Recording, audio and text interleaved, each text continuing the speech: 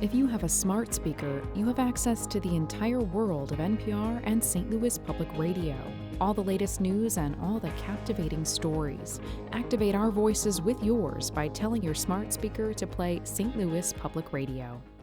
It's finally over. After months of legal and political drama, Governor Eric Greitens announced on Tuesday that he's stepping down from his office. I know, and people of good faith know, that I am not perfect. But I have not broken any laws nor committed any offense worthy of this treatment. I will let the fairness of this process be judged by history. For now, Greitens will leave a legacy of a man who squandered a major opportunity to enact policy change and leave a mark to fulfill his not-so-secret presidential ambitions. So on this edition of Politically Speaking, St. Louis Public Radio's Joe Mannies and Rachel Lippmann join me to talk about soon-to-be former Governor Greitens' legacy and what the past few months mean for Missouri.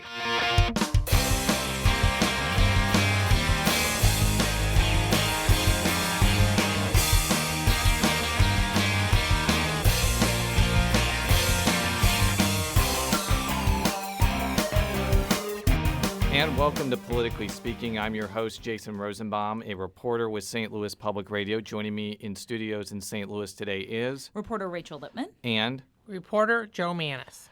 It's a historic day that we're recording this podcast, and there's no sarcasm there. No, and actually, this will probably be the last Greitens podcast. We may have Parson podcast, but or just a roundup of other things. But this will be the final edition of Politically Speaking, rounding up the news from the Eric Greitens saga. Because if you don't know already, Governor Greitens is resigning today. We're recording this on Friday at 1:10 p.m. By the time you hear this, he'll have about 2 or 3 hours to go before he resigns, and then Lieutenant Governor Mike Parson becomes governor. And Twitter has been full of pictures of the moving vans, basically two guys in a truck, and that's the truth. No, it's not basically. It is two guys in a truck. Outside the governor's mansion. Well, there was a couple smaller trucks. Okay. Well, moving his stuff out. We're going to reflect, I think, on the lessons of the last 5 months in the last part of the show, but I think we would be kind of papering over some important points that we didn't talk about the resignation itself. So around 3 p.m. on Tuesday, I started getting text messages from some of my sources in Jefferson City, and I was told that news is coming, be prepared, can't say anything else. And it was not from somebody who was part of the anti-Greitens movement. And then I called somebody who was part of the anti-Greitens movement, and they said that Greitens was planning to resign around 4. Yeah. He turned out that he resigned around 4:15. So this was one of those instances where the rumor mill was not a rumor. It was actually true. And he made a pretty short speech to reporters, didn't take any questions. Did not apologize. And he blamed some of his enemies for what he was doing. I'm going to play a clip right now that's kind of part and parcel with that. Millions of dollars of mounting legal bills, endless personal attacks designed to cause maximum damage to family and friends. And it's clear that for the forces that oppose us, there is no end in sight. I cannot allow those forces to continue to cause pain and difficulty to the people that I love. I think that a lot of people did not like that speech, Joe, because there was very little contrition. He didn't really admit that he did anything wrong. And you've seen resignation speeches before and resignation statements. I think former State Senator Jeff Smith posted his on Twitter where he was very contrite before he went to prison for around a year. What did you make of it? Well, in some ways I wasn't surprised. I mean, I covered arguably Greitens' last big press conference around the Capitol, like the second to the last day of the regular legislative session, that was supposed to be about biofuels and ended up being a defiant speech where he was blasting the low-income tax credit industry and everybody else who he believed was behind his problems. And he didn't, he really was, fiery.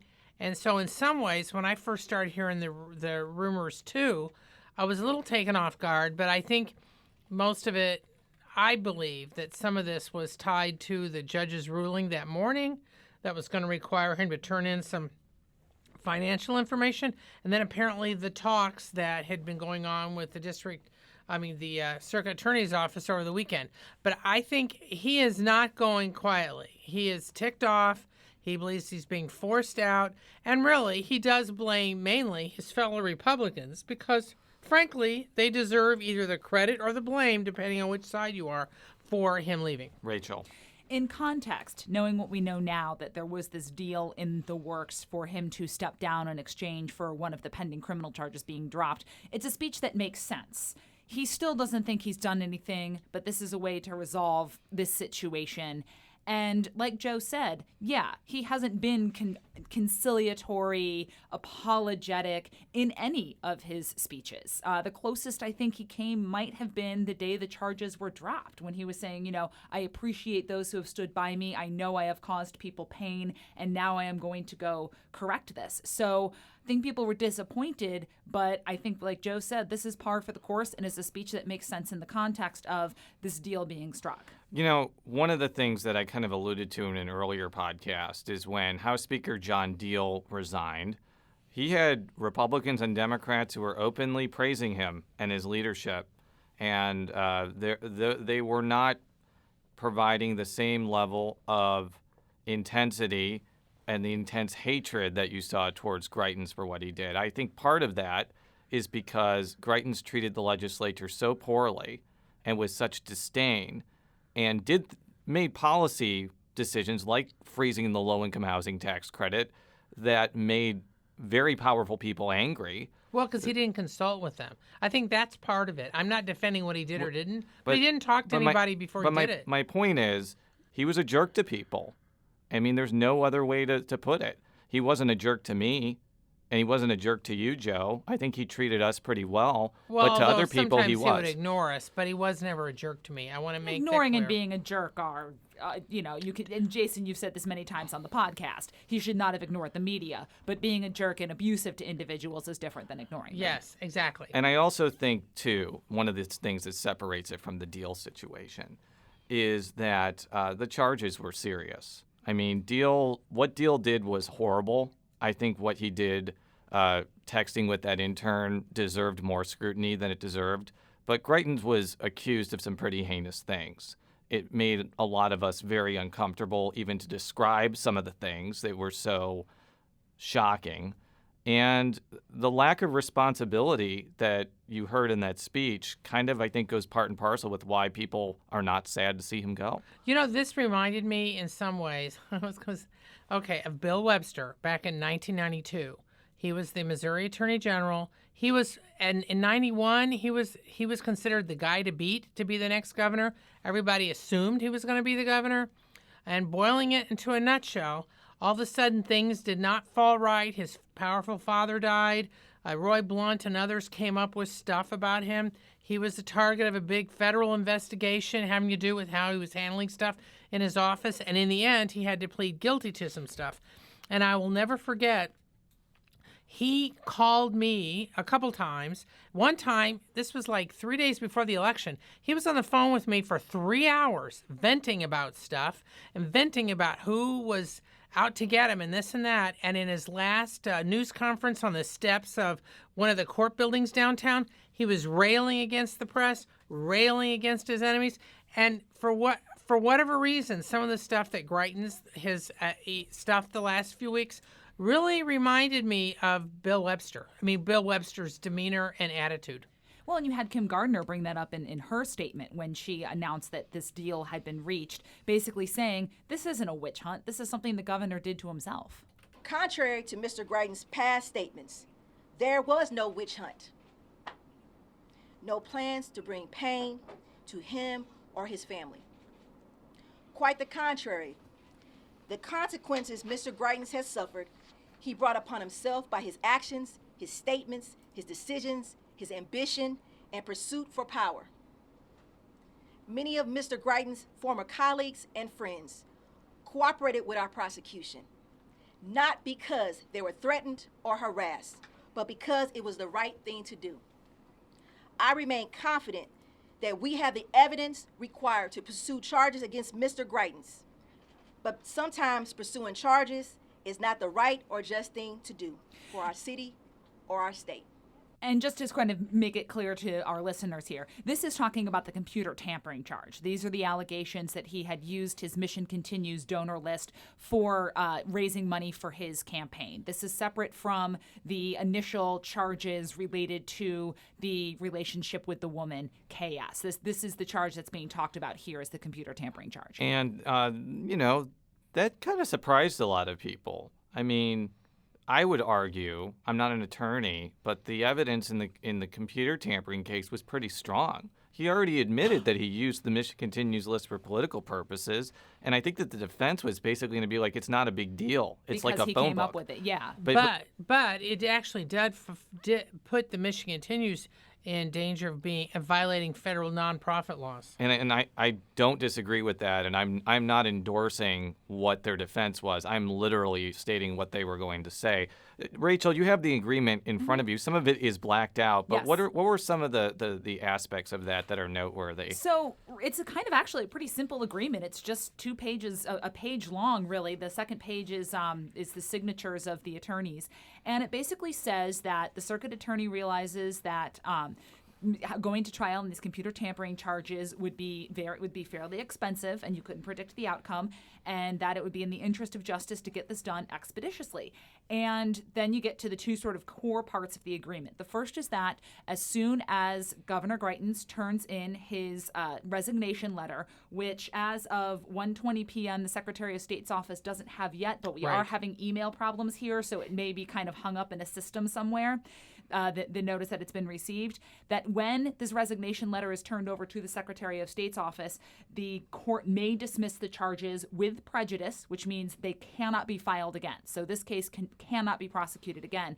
And then it absolves Gardner of any potential civil suits over the way she prosecuted this case, including of the investigator who caused all of this trouble, William Tisby. Here is one of Greitens' attorneys, Jim Martin, on this entire deal. The politics of this entire circus around Governor Greitens has always been concerning. And it's not that often that you have criminal matters that involve high elected officials. So it's not unique, but it's unusual. I think that we're going to have to wait and see what happens on the other side of the state, where the circuit attorney there, a.k.a. prosecutor, Jean Peters Baker. Yes, is kind of looking at some of the same stuff. And what happens in Jefferson City and the courts there. I mean, the judge put out some ruling, I think yesterday. They were fighting over stuff yesterday and this morning.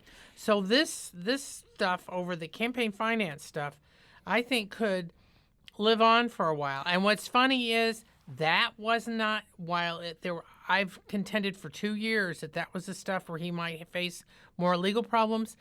I'll say it again. Most of the Republican leaders in this state, including in the General Assembly, weren't that concerned about that stuff. They were going to let that go, even though they were irked about it. But the stuff with the woman kind of really just cast a bad image. And then when he didn't go, then they switched to this. I think it's I think it's a fascinating drama in some ways. I do want to read this statement from Scott Simpson, the attorney for the woman identified as KS. My client and I are thankful to all the individuals involved that honored my client's privacy by not publishing her name and other identifying information. Our gratitude goes out to the media, the House Committee, the St. Louis Circuit Attorney, and the Special Prosecutor, among others. Now that the governor has resigned, I hope my client can go back to being a private citizen and put this matter behind her. I mean, I think, to be frank, we're all kind of relieved that this entire saga is over, but nobody, I think, is more relieved than the woman at the heart of this case. Well, because she wasn't the one who brought this up. This was her she had nothing ex-husband to do who with started it. all this. Well, and what's interesting is the bite that we played from Governor Greitens is talking about, maximum damage to family and friends. That's basically what his attorneys were trying to do to her, was inflict maximum damage on her reputation. I know you guys talked a lot about what came out in her deposition to the House, from the House committee last week, but I mean, you don't ask that kind of stuff if you're not trying to destroy this woman. Yeah, like the whole maximum damage to family and friends thing. I know that attorneys are hired to advocate for their clients, and they thought this was going to be the best way to do it, but... Well, and I have never figured some of that out. Now, Claire McCaskill said sometimes in these depositions, lawyers ask things, but she said they never come out publicly. But she also was concerned with the aggressive tone that was taken and the stuff that it was aggressive about. I mean, it's one thing to get aggressive about, what did you see? Did you really do this? But for some of the tone of which they took on... A lot of this stuff had nothing to do with Greitens. It had to do with her personal life. Yeah. Had nothing to do with anything. It was basically out to just destroy her character. And she wasn't the one who was getting this secret money that was going to the governor and also going to the lawyer for her ex-husband and all this other stuff that was going on. And that was what I wanted to talk about next, because I saw a statement from House Budget Chairman Scott Fitzpatrick yesterday. And Fitzpatrick is not going to be the House Speaker, but he is a pretty prominent member of Republican leadership, and he's going to be a major player going forward after 2019. Part of the statement that caught my attention is this. Although this disappointing chapter in our state's history is coming to an end, it is my hope that the General Assembly will continue to work to identify the source of the money that was used to finance the attorneys that were hired to expose the governor. I also hope that investigation will extend to the potentially illegal fundraising practices and activity of the A New Missouri organization, which financed unfounded attacks on members of the General Assembly from the governor's own party in an attempt to further his agenda. Let's talk about A New Missouri first. Right now, it's again 1:30. That group is supposed to turn over documents to the House. But from this statement, it seems that the House is still interested in finding out where this dark money came from and how it was used to influence Missouri politics. And I think it's kind of a sign, to me at least, that Republicans are no longer going to rationalize this type of campaign practices. Yeah, but I don't know if they're going to go so far as to require in Missouri, as in some other states, that 501c4s that are active in state or local elections have to identify their donors in those states, the state of New York, for example. But while they're saying this stuff now, I'll be interested to see what they say 5-6 months from now, because often things fade away. You've got a handful of officials who have their own such groups.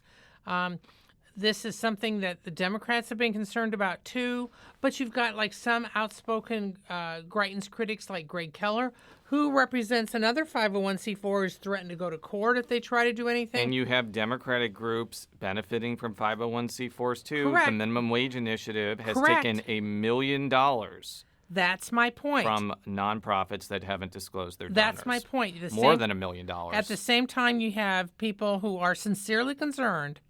You have some of their allies also sincerely benefiting. And I just don't know if this is going to be resolved, at least in the short term. Now, I've heard that Parson may make some sort of announcement that he's not going to create any such group. He could contribute to this debate, but I don't know if he wants to go there. I do want to talk about the second aspect of that statement, the one that everybody who wanted Greitens out called a sideshow. And that's the $120,000 that went to Watkins, which we've talked about a lot on this show. Well, Greitens is gone now, okay? Whoever gave Fawn that money to give to Watkins succeeded in their goal.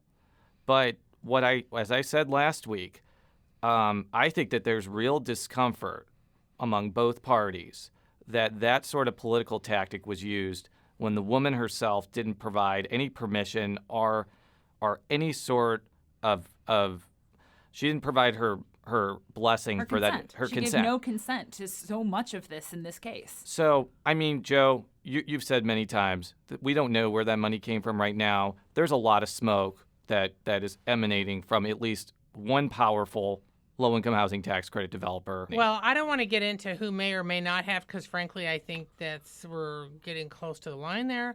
But I think that because until we have evidence We may never know. But- and again, because there may be some players, there may be some people who are playing both sides on this. And I think that the statement that you read from the lawmaker, while he makes some good points, there was, even without that money, because of some of the stuff that was going on in the legal fights over the campaign finance and stuff, the Greitens may have been forced out anyway. I mean, as far as the 120,000. He might have, but is there no consequences for that? I'm not saying there shouldn't be. I'm just saying that it's going to be whether or not lawmakers are willing to take that step, because it's probably going to affect both sides. I think I'm real curious to see how this plays out. Rachel, what do you think the consequences should be for that money being given without the woman's consent? Should people just let it go because they don't like Greitens, or should there be punishment for that? Whether it be this whoever gave it being ostracized from whatever industry that they're from,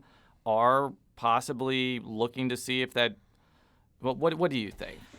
People are obviously free to sort of use their money how they want to use it. People are free to accept money from who they want to for these things. It's the money part, yes, bothers me in the sense that who does it get turned against next kind of thing? Who is the next target, regardless of party, regardless of whatever, removes politics from sort of the people is a weird way to put it, but just sort of gets back to that whoever has the power to throw the money around.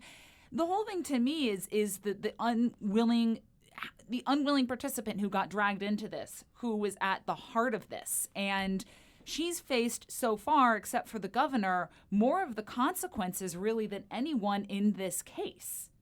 Yeah, I mean, so punishing for the money, I don't know. I don't know what you do for people spending money for how they want to do it. I think. Well, I don't think people care what I think. But now that Greitens is gone, the people that gave Fawn that money won. Like they won.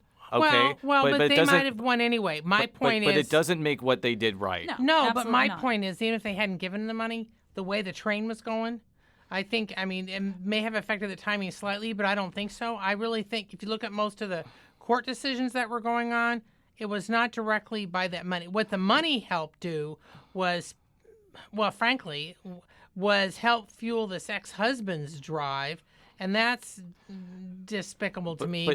But I do not want to speculate for legal reasons on who may or may not have given them. Okay. To me, it's I just totally lost my train of thought here. I don't know that it happens as quickly as it did without the story being pushed out into the public. Right. Is there going to be a special committee formed to look into any of this if there isn't a charge, if there isn't a story? And we can raise questions all we want about the process and the consent and the ethics of how it all happened.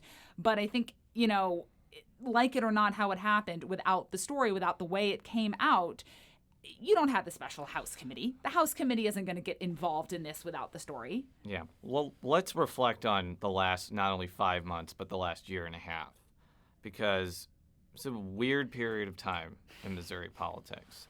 It was somebody who was in office who had never been in office before, who made a lot of important policy decisions and a lot of controversial policy decisions, and had a style that I think alienated a lot of people.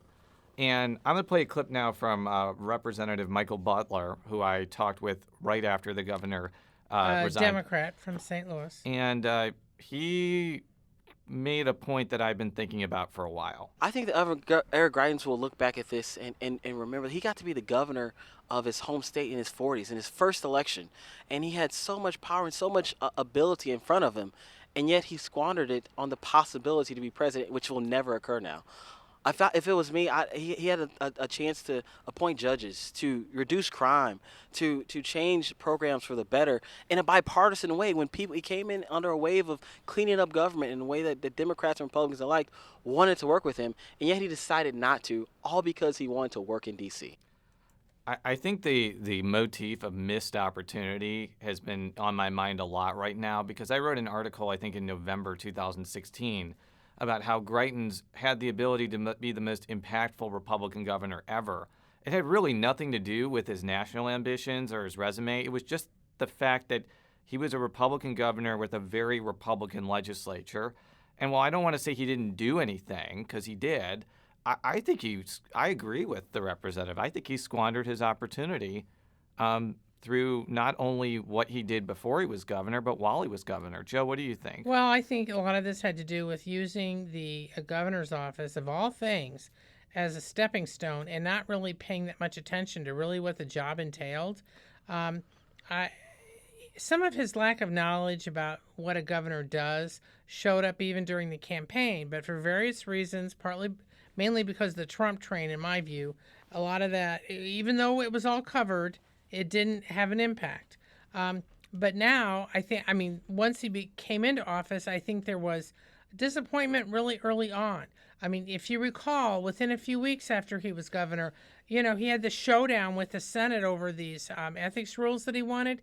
And instead of kind of working together, he shows up in Ron Richards' office. At least that was the storyline. And they got into a little fight. And because he wanted certain things, and it wasn't a matter of talking, it was a matter of telling. And I think that seemed to be his approach throughout. Is that he was telling the legislature what he thought they should do. Most of the time, he wasn't even in town, it seemed like, and he was busy raising money. We never know from where, which ran counter to what he campaigned on, especially early on when he was on our Politically Speaking podcast in January 2016. And I think that his comments that he made then about the importance of transparency in donations, I think will live on, because virtually every media outlet in this state has used that, his comments, because what he did when he became office was so counter to that. What I found is that the most important thing is that there's transparency around the money. We've already seen other candidates set up these secretive super PACs where they don't take any responsibility for what they're funding. We saw secretive super PACs who are attacking Tom Schweik, where people hide behind these other organizations. And there will probably be more. And there will probably be more, because that's how the game has always been played. I've been very proud to tell people I'm stepping forward, and you can see every single one of our donors, because we're proud of our donors and we're proud of the campaign that we are running. You can't see me, but I'm making the shrug emoji. Not only did Greitens not live up to that comment, he benefited from an unprecedented amount of secret money. And we'll never know how many millions, but considering how large his Well, and Joe, you point staff? this out. Yeah, and you point this out a lot, Joe. The 17 million Republican Governors Association donation that he got. They play in races, but not to that tune. Well, you generally don't get the RGA throwing $17 million into a race. See, that's the thing. He was somewhat transparent in the primary. But once he won the primary in August 2016, all of a sudden his donations, virtually all of them, ran through the Republican Governors Association that gave him $17 million.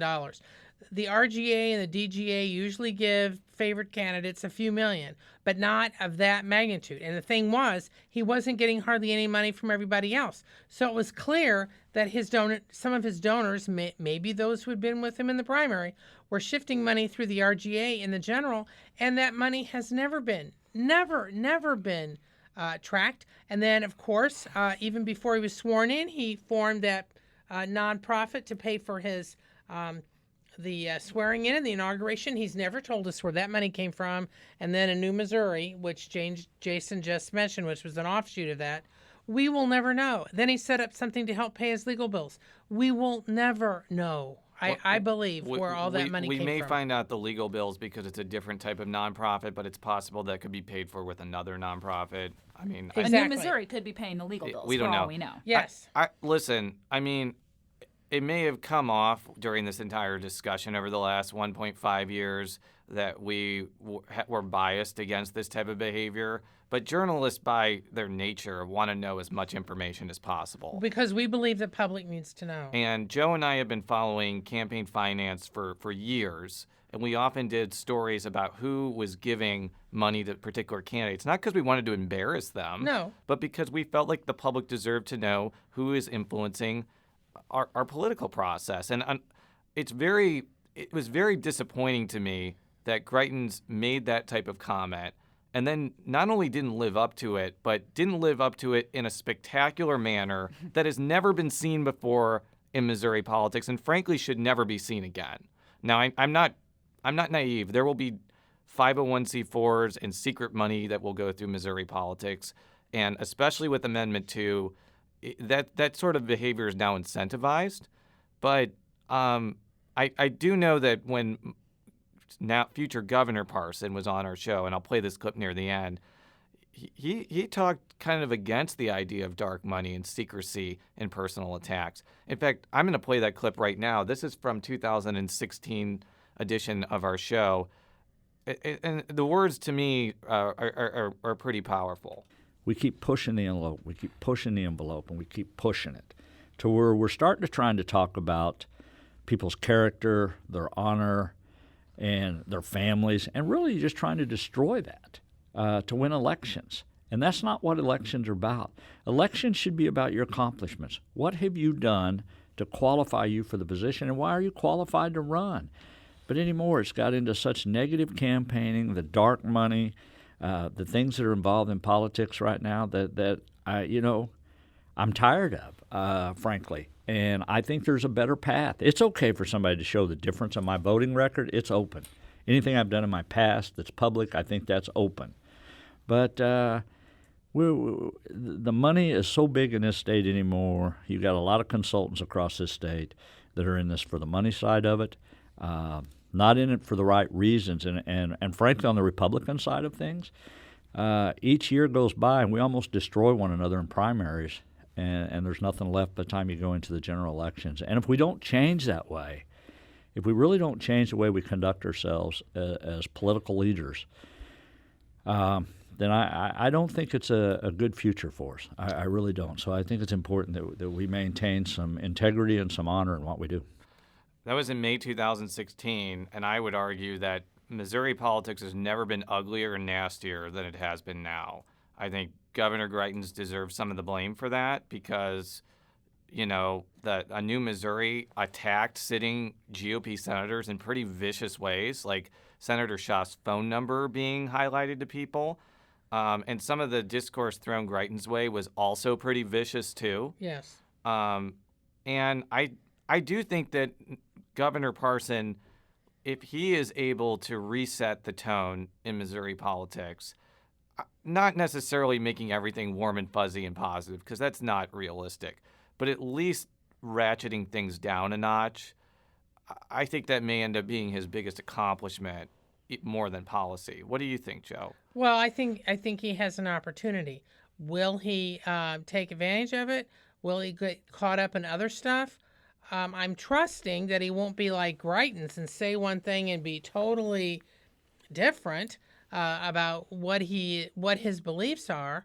I think a lot of people, and not just the press, will be paying close attention to how soon-to-be Governor Parson deals with this stuff. I think it isn't interesting that the first thing he's tackling is the stuff with the State Board of Education, where Greitens had these big fights and forced people off, and they haven't been able to meet in months, and that is one of the first thing Parson wants to resolve, because that's a big issue in the education circles, especially in rural Missouri. So he can really change the tone just by fixing some of those things first before he gets to maybe some of the more explosive issues. Rachel, this will be a situation where we're going to have a governor who's doesn't really have national ambitions. I could see him serving 2 to 6 years and never running for anything again. We haven't really had a governor like that in a long time. I mean, I know that, Matt Blunt only served 1 term, but he was pretty young. He could have run for a lot of things. And Jay Nixon was bandied about as a national candidate too, as was Bob Holden and Mel Carnahan and John Ashcroft and Kit Bond. Well, and Mel Carnahan was running for the U.S. Senate when he died, and John Ashcroft and Kit Bond did end up in the U.S. Senate. Yeah. So, Rachel, I know that you're kind of new to this state politics thing, given that your primary focus before this was all city politics. But what are you expecting from Parson? I mean, the word that keeps coming to mind is ambition. I don't know Parson nearly as well as you guys do, but he seems to be genuinely somewhat folksy. Like a shrewd political player, and that he's been in the game for a while. He obviously was able to get elected to a statewide office, albeit in a Republican wave year. But I think he comes off as someone who is ambitious. You have to be ambitious to be a politician, but not to the extent that he doesn't appreciate the job that he has. And I think he appreciates the gravity of the situation that he's walking into, knows from being the presiding officer of the Senate, being in Jefferson City, hanging around, knowing the people that he's going to be working with in the legislature, that, you know, and I think that's why a lot of the Democrats maybe wanted to keep Greitens in, is things may just go smoother now. Yeah. You're bringing civility back, you know, somebody who's kind of willing to work, to settle down, and who understands what he's coming into and the office of governor for what it is. So I want to spend the last few minutes giving kind of our final reflections on the Greitens era. I would like both of you to go first because I still need to think about what I'm going to say. So let's Rachel, why don't you go first? Again, like Jason said, I'm pretty new to sort of the state part of this, but I was at Greitens' watch party that night. I got dispatched out to the Chesterfield DoubleTree. And there was a definitive split in the crowd that night between individuals who were wearing their Make America Great hats and were super excited that Trump was going to be elected. And then there were people there who were there to support Governor Greitens, who wanted absolutely nothing to do with Donald Trump, who thought that Greitens was a different candidate than Donald Trump. Yes, they may both have not been, they were both political neophytes, but they saw something else in him that wasn't Donald Trump. And I have, you know, very sort of politically aware, involved family members just from reading the news. Most of my family is in medicine. Nobody is involved in politics. But they kept being struck by how much he was like Donald Trump in the end. Maybe with, you know, a higher level of education, you know, whatever you want to say, but came in to blow things up, saying they were going to do things differently and didn't. And I wonder how those people and the people who in his administration, some of whom I know personally, some of whom do believe in what the governor was doing, now sort of look at this individual, somebody who they thought would be different than Donald Trump, different than what had come in the past. Was he really different? Is he really that different? Well, you know, one of the things I was at this event that he had in a party. I was at a number of events, but this one that sticks in my mind was right before the Republican primary. It was in a parking lot in Crestwood, and there were all these young people out there, and many of them had come from out of town, out of state, because they had read his book, and his book had inspired them, and in some ways they said that he had helped turn their life around, that book. And I think that it's sad, but it's also telling. When you have somebody who's never run for public office before and who doesn't even have hardly anybody on his staff who've ever been in public office before and who is screaming about draining the swamp and throwing people downstairs, but who really doesn't know, doesn't really have a grasp of what goes on now. He doesn't have a grasp of what they're doing and exactly what he wants to change. It's just he just wants change for change's sake without actually knowing what works and what doesn't. And I'm using this kind of as a metaphor. I think any official, anybody who runs for office, who doesn't have a grasp of what the office does, and so they can have a pretty decent knowledge of what it needs to be done in their view, I think this sets a stage for failure and disaster. And then when he got in, as we said a gazillion times, combative, not listening, just, my way or the highway. This whole kind of came across as somewhat arrogant. I'm not saying he was, but it often came across that way. And it's sad because it was missed opportunities. He got too busy looking at the next shiny object, which he was hoping would maybe be vice president. And there's one thing I want to say about Parson. People forget he was originally running for governor. He had enough self-awareness that he withdrew and changed to running for lieutenant governor because he's looking at the field and he's figuring out that maybe he doesn't have the votes to come out and the field's too big. That says something about a politician of any party when they're willing to look at what's going on, where they're in it, and saying, I need to change direction because what I'm planning on doing isn't going to work. And Greitens never did that. Never looked at himself. I mean, at least that's the appearance. Never looked at himself, never looked at what he was doing and saying, I need to change direction. So I didn't know Eric Greitens before he decided to run for governor.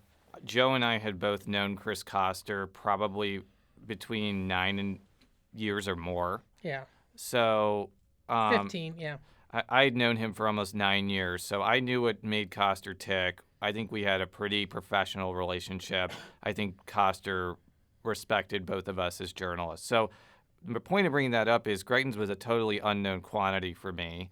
And, taking aside like what he said on the stump or when the microphone was on, my dealings with him when the microphone was off were very pleasant. And we talked about our kids, who are basically the same age, and the commonalities between them. We talked a couple of times about our shared faith. Rachel and I and the governor are all Jewish.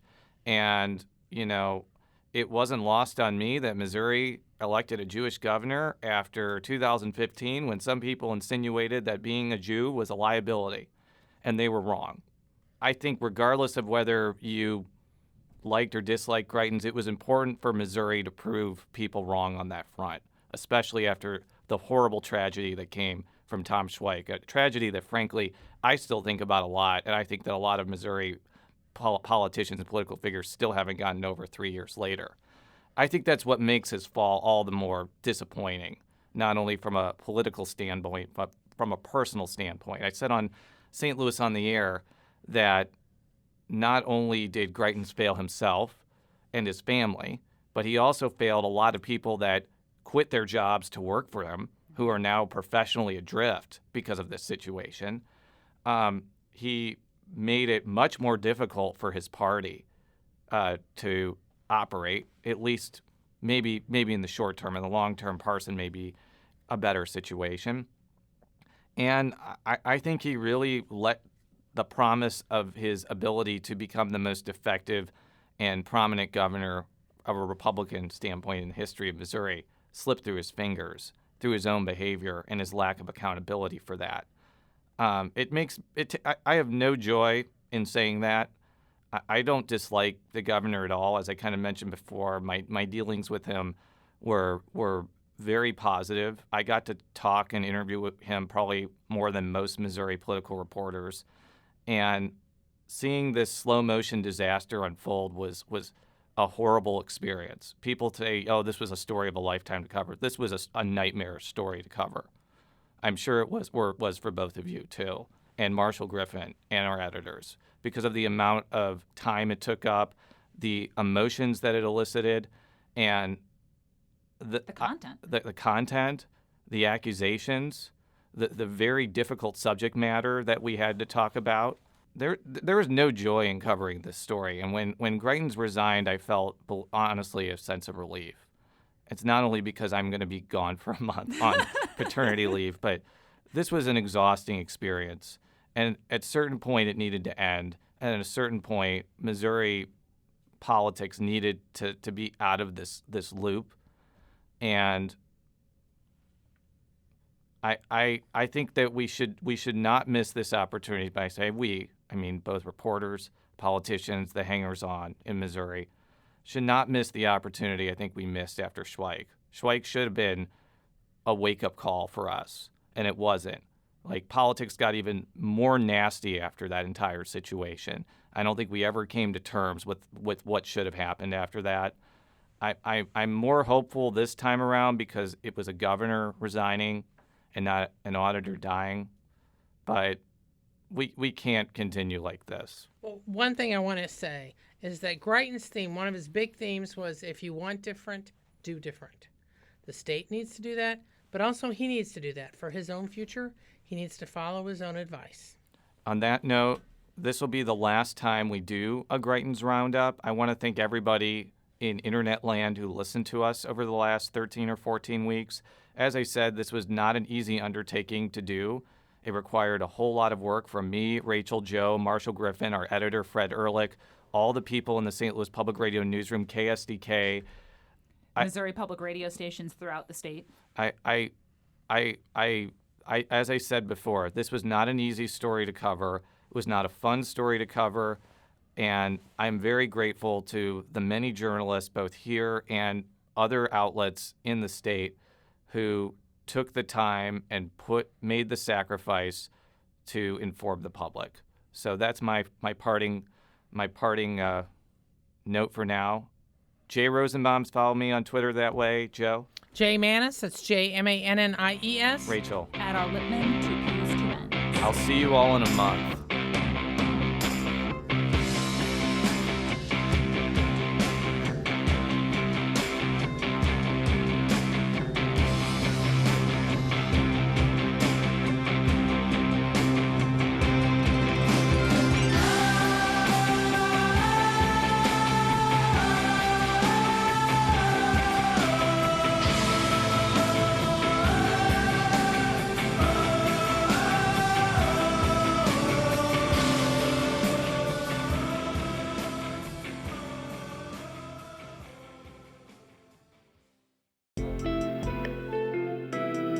The Gateway brings you the day's news from the St. Louis region and across Missouri.